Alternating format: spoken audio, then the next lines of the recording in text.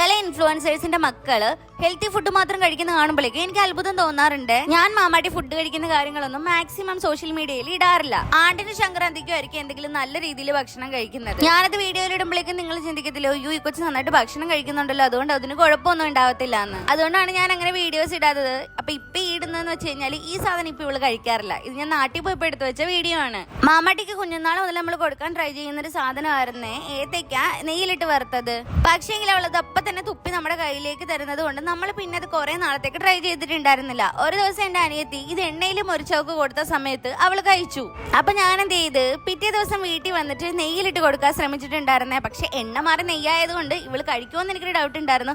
പക്ഷെ ദൈവഭാഗ്യം കൊണ്ടന്ന് കഴിച്ചിട്ടുണ്ടായിരുന്നേ. ഇത് ഹെൽത്തി ആണോന്ന് എനിക്കറിയില്ല. വെയിറ്റ് വെക്കാനൊക്കെ നല്ലതാണെന്ന് ഇങ്ങനെ പറഞ്ഞ് ഞാൻ കേട്ടിട്ടുണ്ട്. മാമാട്ടിക്ക് കുഞ്ഞുനാൾ മുതലേ വണ്ണം ഉണ്ട്, അതുകൊണ്ട് ഭക്ഷണം കഴിക്കത്തില്ല എന്ന് ആരോട് പറഞ്ഞാലും ആരും വിശ്വസിക്കത്തില്ല. പിന്നെ വീട്ടിൽ വെച്ചൊന്നും കഴിക്കാതെ മറ്റുള്ളവരുടെ മുമ്പിൽ ചെല്ലുമ്പോഴേക്കും അവളത് കഴിക്കത്തില്ലെന്ന് പറയുമ്പോൾ കഴിച്ചു കാണിക്കുന്ന ഒരു പ്രത്യേകതരം പിള്ളേരുടെ കൂട്ടമില്ലേ, ആ കൂട്ടത്തിൽ പെടും മാമാട്ടി. നമ്മൾ കടയിൽ നിന്ന് വാങ്ങിക്കുന്ന ബിരിയാണിയോടും മന്തിയോടും ഒന്നും വലിയ താല്പര്യമില്ല കേട്ടോ. പിന്നെ ഞാൻ അവള് കഴിച്ചു കാണുന്നത് നമ്മുടെ ഇവിടുത്തെ ചെന്നൈയിലെ ചിക്കൻ പക്കോടയാണ്. ഈ സെയിം സാധനം നമ്മൾ വീട്ടിലുണ്ടാക്കി അവള് കഴിക്കത്തുമില്ല.